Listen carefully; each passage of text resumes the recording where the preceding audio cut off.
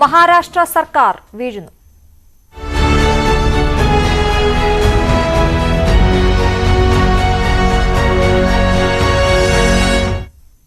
മഹാരാഷ്ട്രയിലെ മഹാ അഘാടി സർക്കാർ വീഴുന്നു. നിർണായക മന്ത്രിസഭായോഗം പൂർത്തിയായി. വൈകിട്ട് 5 മണിയോടെ എംഎൽഎമാർ തിരിച്ചെത്തിയില്ലെങ്കിൽ പാർട്ടിയിൽ നിന്ന് പുറത്താക്കുമെന്ന് ഉദ്ധവ് താക്കറെ. സർക്കാർ പിരിച്ചുവിടാൻ ആവശ്യപ്പെടുമെന്ന് സഞ്ജയ് റൌത്ത് വ്യക്തമാക്കി. अब तक शिवसैनिकों का गुस्सा फूट नहीं पड़ा है. उद्धव जी ने और पार्टी के सभी नेताओं ने तो संदेश दिया है कि संयम रखिए, लोग वापस आ जाएंगे. राउत साहब, ऐसे बताया जा रहा है कि आज शाम तक उद्धव ठाकरे अपना सीएम पद का इस्तीफा देंगे. मैं अभी वर्षा बंगले पर जा रहा हूँ, मुख्यमंत्री निवास पर जा रहा हूँ. ज़रूर मैं सीएम साहब से मेरी मुलाकात होगी, उनके साथ मैं बैठूँगा. लेकिन जो करना है वो महाविकास अघाड़ी एक साथ बैठकर निर्णय लेगी. जब तक विधायक मुंबई में नहीं आते तब तक कोई निर्णय नहीं होगा. അഘാടി സർക്കാരിനുള്ള പിന്തുണ കോൺഗ്രസ് തുടരുമെന്ന് കമൽനാഥ്. पर क्योंकि वो कोविड पॉजिटिव हो गए, मैंने उनसे बात फ़ोन पर करी और मैंने उनको आश्वासन दिया कि कांग्रेस एमबीओ को सपोर्ट करती रहेगी. मेरी अभी शरद पवार जी से बात हुई है और उन्होंने भी मुझे कहा कि एनसीपी एमबीओ को सपोर्ट करती रहेगी. उनका किसी तरह का और इरादा नहीं है. मुझे पूरा विश्वास है कि शिवसेना में जो बागी हैं ये शिवाजी महाराज का प्रदेश है. शिवाजी महाराज के प्रदेश को कलंकित नहीं करेंगे. आज भारतीय जनता पार्टी के पास जो ये प्रलोभन की राजनीति अरुणाचल प्रदेश से शुरू किया था, मध्य प्रदेश में प्रलोभन पैसा पोस्ट की ये राजनीति है, ये अपने देश के भविष्य को खतरे में डाल रही है. 46 എംഎൽഎമാരുടെ പിന്തുണ ഉണ്ടെന്ന് ഏക്നാഥ് ഷിൻഡെ അവകാശപ്പെട്ടു. ശിവസേനയ്ക്കൊപ്പം തുടരുമെന്നും ഉദ്ധവ് താക്കറെയുമായി സംസാരിച്ചിട്ടില്ലെന്നും ഷിൻഡെ ന്യൂസ് 18നോട് പറഞ്ഞു. मैं अभी ऐसा कुछ मैं बताऊं नहीं. अभी मैं बाला साहब की हिंदुत्व की लाइन को आगे लेके जा रहा हूँ, उनको फॉलो कर रहा हूँ बस. तो कितने विधायक अभी आपको सिंधे साहब, कितने विधायक आपके पास है और कितना नंबर से आपके पास इस समय सर? हाँ, मेरे साथ में अभी 46 लोग हैं. 46 विधायक आपके पास है. इसमें से शिवसेना के कितने हैं? तो कुल मिला के 55 शिवसेना के है और 7 से 8 जो है इंडिपेंडेंट निर्दलीय है. तो क्या कोई ऐसे दिमाग पर सर ये कोई ऐसा मन बनाया कि आपने कि आप वापस मुंबई में उद्धव साहब ठाकरे के साथ वापस आ जाएं? ऐसा मन है सर बनाया कुछ? वो जब ऐसा बनाएंगे तो आपको बताएंगे. तो सर अभी ना ही आप बीजेपी के साथ जा रहे हैं, ना ही कोई अपनी पार्टी बना रहे हैं अभी आप?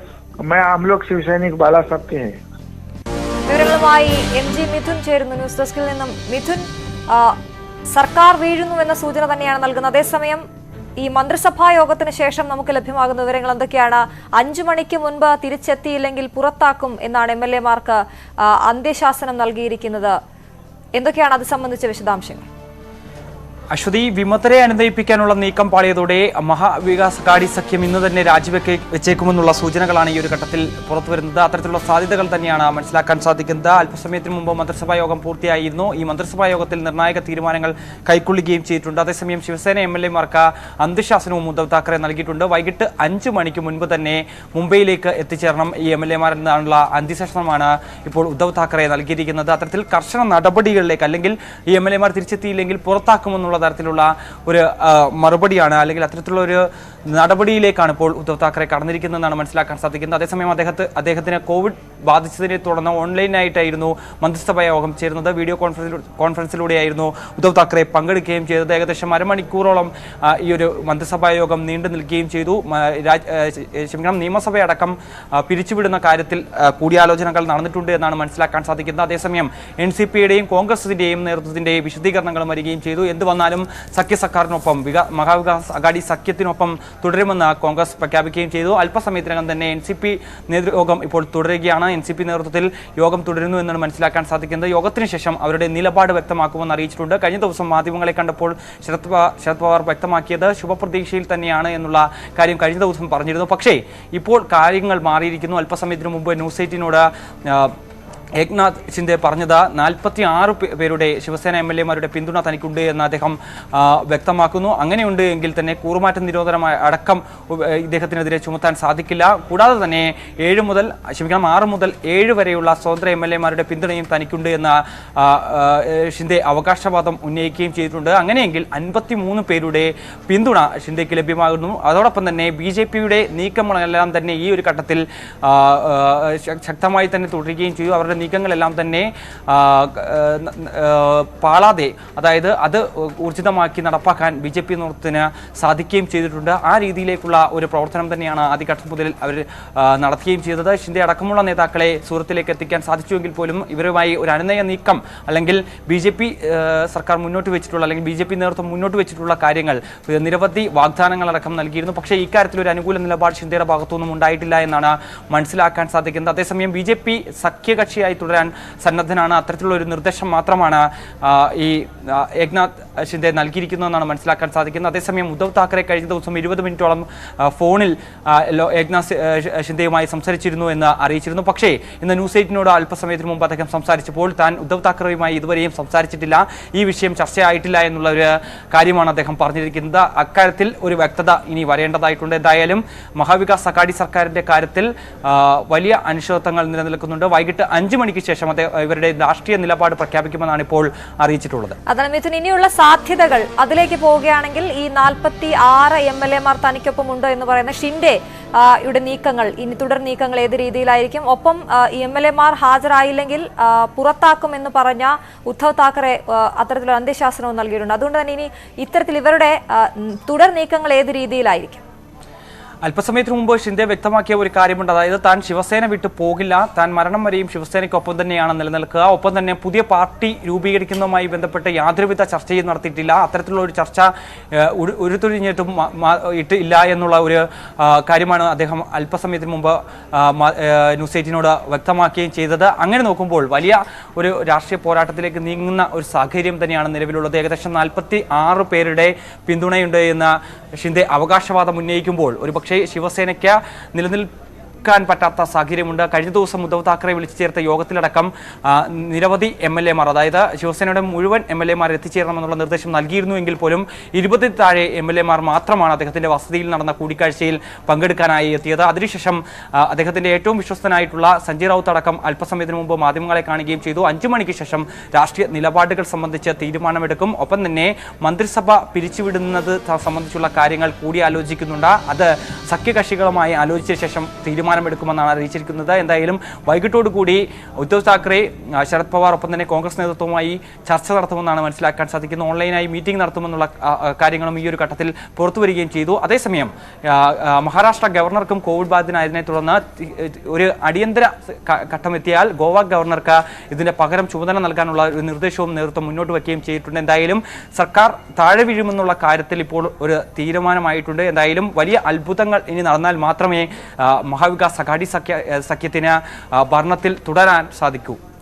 BJP-യുടെ ഇത്തരത്തിലുള്ളൊരു നീക്കം, ഇത് 2 തവണ ഇതിനു മുൻപും ഇത്തരം അട്ടിമറി ശ്രമങ്ങൾ ഉണ്ടായിട്ടുണ്ട്. പക്ഷെ അതൊക്കെ മാറി വീണ്ടും അധികാരത്തിലെത്തുകയാണ് ചെയ്തത്. പക്ഷേ ഇത്തവണ ആ BJP-യുടെ ഇടപെടൽ കൃത്യമായ ഒരു പദ്ധതിയിലൂടെ, പ്ലാനിങ്ങിലൂടെ ഇടപെടേണ്ട സമയത്ത് അവർ ഇടപെട്ടു. അങ്ങനെ തന്നെയല്ലേ കരുതേണ്ടത് മിഥുൻ? തീർച്ചയായും. അതായത് 2019 അധികാരത്തിലേറിയതിനു ശേഷം ചില അസ്വാരസ്യങ്ങൾ നിലനിന്നതിനെ തുടർന്ന് ശിവസേന മറ്റ് സഖ്യം രൂപീകരിച്ച് മഹാവികാസ് അഘാടി സഖ്യം രൂപീകരിച്ച ഭരണം തുടരുന്ന സാഹചര്യമാണ് കാണാൻ സാധിച്ചത്. അതിനുശേഷം നിരവധി തവണ, ഏകദേശം 2ഓളം തവണ ഈ ഒരു വിമത നീക്കം നടത്താൻ BJP-യുടെ ശ്രമമുണ്ടായിരുന്നു. പക്ഷേ അതെല്ലാം ആ പ്രതിബിംബങ്ങളെയെല്ലാം തള്ളിക്കൊണ്ട് തന്നെ മഹാവികാസ് അഘാടി സഖ്യം മുന്നോട്ട് പോവുകയായിരുന്നു.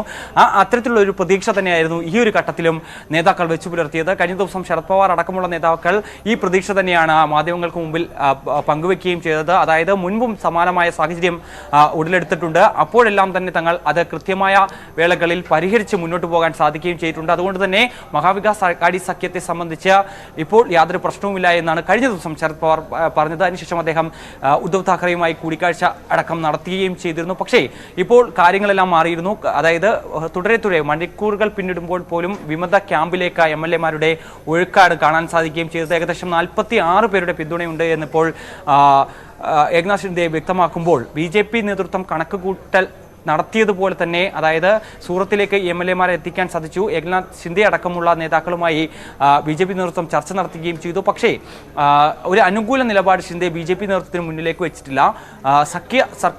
സഖ്യത്തിലേക്ക് കടന്നു വരാൻ തയ്യാറാണ്, അത് നേതൃത്വത്തെ, ശിവസേന നേതൃത്വത്തെ അറിയിച്ചിട്ടുണ്ട് എന്നുള്ള ഒരു നിലപാടാണ് ഏകനാഥ് ഷിൻഡെ BJP നേതൃത്വത്തിന് മുന്നിൽ വെച്ചിരിക്കുന്നതെന്നാണ് മനസ്സിലാക്കാൻ സാധിക്കുന്നത്. അങ്ങനെ നോക്കുമ്പോൾ ശിവസേനയിൽ തുടരാൻ താൻ തയ്യാറാണ്. NCP കോൺഗ്രസ് സഖ്യത്തിൽ, മഹാവികാസ് അഘാടി സഖ്യത്തിൽ തുടരാൻ സാധിക്കില്ല എന്നുള്ള ഒരു കർശന നിലപാടിലേക്ക് തന്നെ ഏകനാഥ് ഷിൻഡെ കടന്നിരിക്കുന്നു. എന്തായാലും വൈകിട്ട് 5 മണിക്ക് ശേഷം 5 മണിക്ക് മുൻപ് തന്നെ ഒരു ഡെഡ് ലൈൻ നൽകിയിരിക്കുകയാണ് ഈ ഒരു MLA-മാർക്ക്. 5 മണിക്ക് മുമ്പ് തന്നെ ഇവരെല്ലാം മുംബൈയിൽ എത്തിച്ചേരണമെന്നുള്ള നിർദ്ദേശമാണ് നൽകിയിരിക്കുന്നത്. അതിനുശേഷം തുടർ നടപടികൾ തന്നെ തീരുമാനിക്കുമെന്നാണ് ഇപ്പോൾ അറിയിച്ചിട്ടുള്ളത്. ശരി മിഥുൻ. ഇടവേള. ആലപ്പുഴ പോലീസ് ക്വാർട്ടേഴ്സിൽ മക്കളെ കൊന്ന യുവതി ആത്മഹത്യ ചെയ്ത കേസിൽ CPO റെനീസിന്റെ ബന്ധുവായ പെൺകുട്ടി അറസ്റ്റിൽ. റെനീസുമായി വേർപിരിയണമെന്നാവശ്യപ്പെട്ട് മരിച്ച നജ്ലയെ ഷഹാന ഭീഷണിപ്പെടുത്തിയെന്ന് പോലീസ് കണ്ടെത്തി. ആത്മഹത്യാ പ്രേരണക്കുറ്റം ചുമത്തിയാണ് ഷഹാനയുടെ അറസ്റ്റ്. കഴിഞ്ഞ മാസം 10-നാണ് സിവിൽ പോലീസ് ഓഫീസറായ റെനീസിന്റെ ഭാര്യ നജ്ല മക്കളെ കൊലപ്പെടുത്തിയ ശേഷം ജീവൻ ഒടുക്കിയത്. റെനീസിന്റെ നിരന്തര പീഡനമായിരുന്നു കാരണം. കേസിൽ റെനീസിന്റെ ബന്ധുവായ ഷഹാനയ്ക്കും പങ്കുണ്ടെന്ന് പോലീസ് കണ്ടെത്തിയിരുന്നു. തുടരന്വേഷണത്തിനൊടുവിലാണ് അറസ്റ്റ്. റെനീസിനെ വിവാഹം കഴിക്കാൻ ആഗ്രഹിച്ചിരുന്ന ഷഹാന നജ്ലയെ നിരന്തരം ഭീഷണിപ്പെടുത്തിയിരുന്നു. ജീവനൊടുക്കുന്നതിന്റെ തലേന്നും പോലീസ് ക്വാർട്ടേഴ്സിലെത്തി നജ്ലയുമായി ഷഹാന വഴക്കിട്ടെന്ന് പോലീസ് കണ്ടെത്തി. തുടർന്നാണ് ആത്മഹത്യാ പ്രേരണക്കുറ്റം ചുമത്തി അറസ്റ്റ് ചെയ്തത്. കേസിൽ കൂടുതൽ ശാസ്ത്രീയ തെളിവുകൾ ശേഖരിക്കുമെന്ന് അന്വേഷണ സംഘം അറിയിച്ചു. ഷഹാനയുമായി അന്വേഷണ സംഘം പോലീസ് ക്വാർട്ടേഴ്സിൽ തെളിവെടുപ്പ് നടത്തി.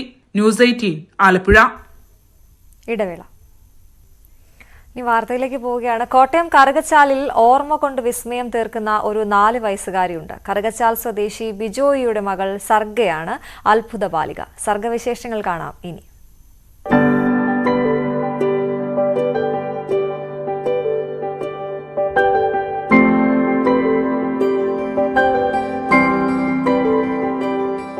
കേരളത്തിൽ എത്ര നദികളുണ്ട്? 44. അതെല്ലാം ഒന്ന് പറഞ്ഞു കൊടുത്തേ.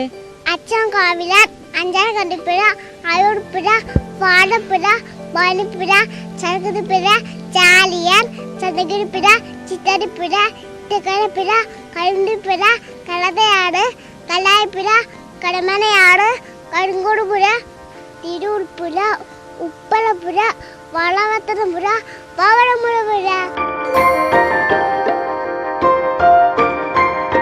ഈ 4 വയസ്സിനുള്ളിൽ സർഗയുടെ ഓർമ്മയിൽ സൂക്ഷിക്കുന്ന കാര്യങ്ങൾ ഇവിടെയൊന്നും തീരുന്നില്ല. ഇന്ത്യയിൽ കാണപ്പെടുന്ന ചിത്രശലഭങ്ങളുടെ പേര് എത്ര അറിയാം മോൾക്ക് പറയാൻ? 80. ഒന്ന് പറഞ്ഞു കൊടുത്തേ. കോമണ്ടോസ്, എരുസറബം, ചക്കസറബം, പുള്ളിവാലൻ, പുള്ളിവാൽവാലൻ, വിടവാലൻ, പഴമവാലൻ, നത്തുകുടുക്ക, നെല്ലക്കുടുക്ക, നത്തുമഴി, നത്തുമഴി, ചുറ്റിക്കിടപ്പൻ, തകരമുട്ടി, മഞ്ചത്തമുട്ടി, പൊത്തലാട്ടി, പട്ടില മണ്ണവത്തി, നാടൻസ്രവം, നാരാക്കാളി, കിസ്സസ്രവം, ചബസ്രവം, മണിപ്പൂപാട്ട, വിലാസിനി, നാട്ടുപാട്ട, കാട്ടുപാട്ട. ഏഷ്യയിലുള്ള എല്ലാ രാജ്യങ്ങളുടെ പേര് പറഞ്ഞു കൊടുത്ത്. Afghanistan, Armenia, Azerbaijan, Bangladesh, Bahrain, Bhutan, Brunei, കമോറിയ, China, Cyprus, Egypt, Georgia, Hong Kong, India, Indonesia, Iran, Iraq. കേരളത്തിൽ മുഖ്യമന്ത്രി ആയിരുന്നവരുടെ പേരുകളൊക്കെ ഒന്ന് പറഞ്ഞു കൊടുത്തേ. യവസ്തമിഴ്പാട്, പത്മേത്താനുള്ള, ആസംഗ, C Achutha Menon, K Karunakaran, A K Antony, P K Vasan, സർ മുണ്ടോയ, E K Raman, Oommen Chandy, V Achuthanandan, Pinarayi Vijayan. ഇനി ഇന്ത്യയിൽ പ്രധാനമന്ത്രി ആയിരുന്നവരുടെ പേരുകളൊക്കെ പറഞ്ഞു കൊടുത്തേ. Jawaharlal Nehru, Jawaharlal Nanda, Lal Bahadur Shastri, Indira Gandhi, Morarji Desai, Chand Singh, Rajeev Gandhi, P Singh, Chandrashekhar, Pinarayi Singh, Indira Vajpayee, H D Deve Gowda, I K Gujarat, Manmohan Singh, Narendra Modi.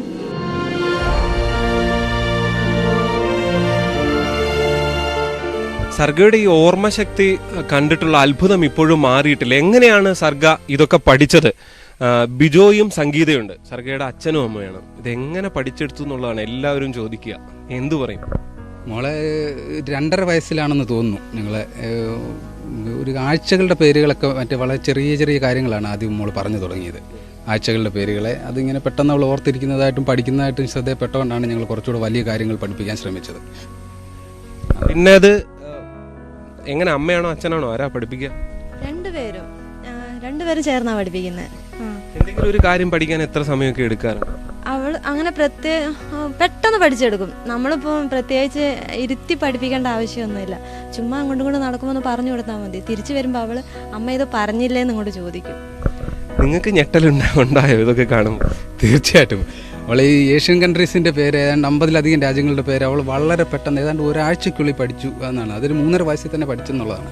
അതാണ് ഞങ്ങളെ വളരെയധികം അത്ഭുതപ്പെടുത്തിയത്. എന്താണ് മോളെക്കുറിച്ചുള്ള ആഗ്രഹങ്ങൾ? കൂടുതൽ എല്ലാം ഒരുപാട് അറിവ് ഓർമ്മയ്ക്കുണ്ട്.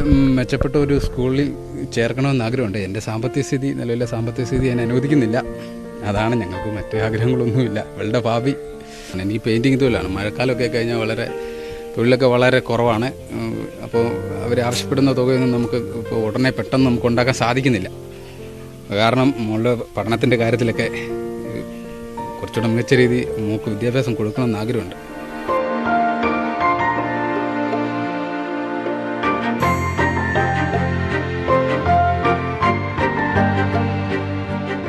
സർഗക്കുട്ടിക്ക് ഇനിയും നല്ല വിദ്യാഭ്യാസം കിട്ടണം. അതിന് നിങ്ങളുടെയൊക്കെ സഹായം ഈ കുടുംബത്തിനുണ്ടാകണം. കറുകച്ചാലിൽ നിന്നും ക്യാമറമാൻ ഇമ്മാനുവൽ തോമസിനും ജി ശ്രീജിത്തിനും.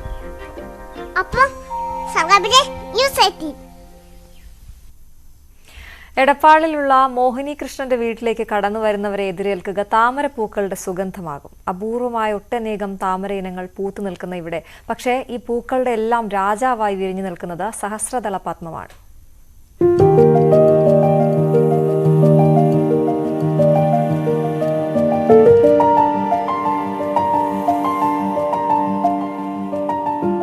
പല നിറത്തിൽ സുഗന്ധം പരത്തി പൂത്തുലഞ്ഞു നിൽക്കുകയാണ് വിവിധയിനം താമരകൾ മോഹിനി കൃഷ്ണന്റെ വീട്ടുമുറ്റത്ത്.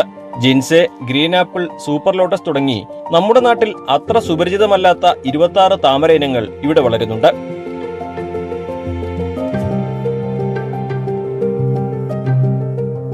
ഇവയ്ക്കെല്ലാം പുറമെ സഹസ്രദളപത്മം കൂടി പൂത്തതോടെ മോഹിനി കൃഷ്ണന്റെ ആരാമത്തിൽ ഇത് വസന്തകാലം തന്നെയാണ്.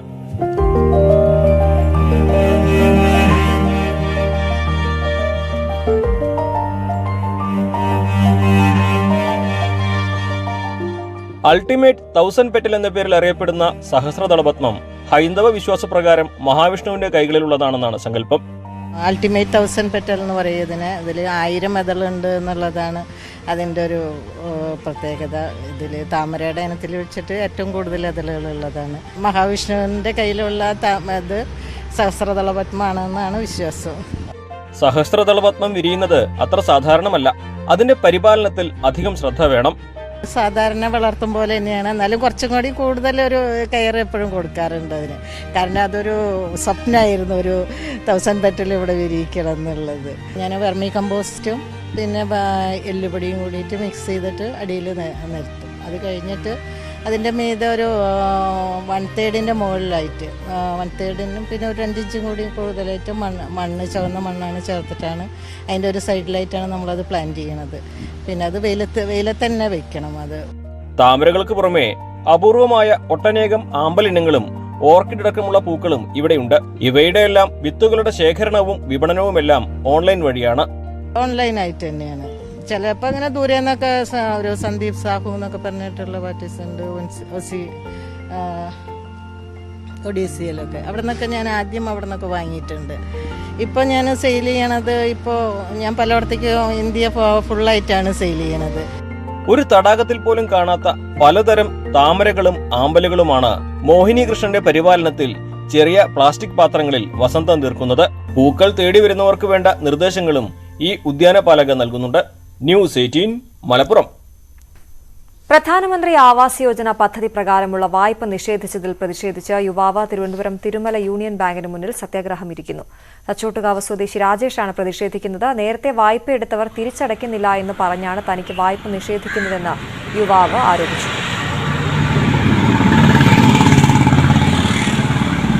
വി വിനോദാണ് വിവരങ്ങളുമായി ചേരുന്നത്. വിനോദ്, ഇപ്പോഴും അദ്ദേഹം സത്യാഗ്രഹം ഇരിക്കുകയാണ്. എന്താണ് അയാൾ പറയുന്നത്? അശ്വതി, മലയൻകീഴ് തച്ചോട്ടുകാവ് ഡാരം സ്വദേശി രാജേഷാണ് യൂണിയൻ ബാങ്കിന് മുന്നിൽ കുത്തിയിരിക്കുന്നത്. പ്രധാനമന്ത്രി ആവാസ് യോജന പ്രകാരമുള്ള വായ്പ തനിക്ക് നിഷേധിക്കുന്നുവെന്നാണ് ആരോപണം. ഡിസംബർ മുതൽ ബാങ്കിലേക്ക് എത്തുന്നുണ്ട്. അപേക്ഷ ഒഴികെ മറ്റെല്ലാ രേഖകളും ബാങ്ക് അധികൃതർ സ്വീകരിച്ചു. വായ്പ തരാമെന്നായിരുന്നു പറഞ്ഞിരുന്നത്. പക്ഷേ ഇന്ന് ബാങ്കിലെത്തിയപ്പോൾ വായ്പ നൽകാനാവില്ലെന്ന് പറഞ്ഞു. നേരത്തെ വായ്പ എടുത്തവർ തിരിച്ചടയ്ക്കുന്നില്ല എന്ന കാരണം ചൂണ്ടിക്കാട്ടി തനിക്ക് വായ്പ നിഷേധിക്കുന്നു എന്നാണ് യുവാവിന്റെ ആരോപണം. 3 സെന്റ് സ്ഥലമാണുള്ളത്. അതിൽ പഴയ വീടുണ്ടായിരുന്നു. അതിലെ ഒരു മുറി മാത്രമാണ്, അതായത് പഴയ വീടിന്റെ ഒരു മുറി മാത്രമാണ് അവശേഷിക്കുന്നത്. പാചകം ചെയ്യുന്നത് ഉൾപ്പെടെ ഈ മുറിക്കുള്ളിലാണ്. അതുകൊണ്ട് തനിക്ക് വീട് അർഹമാണ്, തരാമെന്ന് പറഞ്ഞിരുന്ന വായ്പയാണ്, അത് ലഭിക്കണം എന്നാവശ്യപ്പെട്ടാണ് ഇപ്പോൾ യുവാവ് ബാങ്കിന് മുന്നിൽ കുത്തിയിരിക്കുന്നത്. ശരി വിനോദ്. എനിക്ക് ലോണ് തരാൻ അവര് കൂട്ടാക്കുന്നില്ല. അപ്പോൾ ഞാൻ ഇന്നത്തെ ദിവസം ഇവിടെ വന്നപ്പോൾ മാനേജർ പറയുന്നത് പറഞ്ഞാൽ ഇതിനു മുൻപ് പ്രധാനമന്ത്രിയുടെ ആവാസ് യോജനയിൽ ലോൺ എടുത്ത ആൾക്കാർ അടയ്ക്കുന്നില്ല, അതുകൊണ്ട് എനിക്ക് ലോൺ തരാൻ പറ്റില്ല എന്നാണ് പറയുന്നത്. ലേഡീസ് ബാൻഡ് പൂർണ്ണമാകുന്നു. നമസ്കാരം.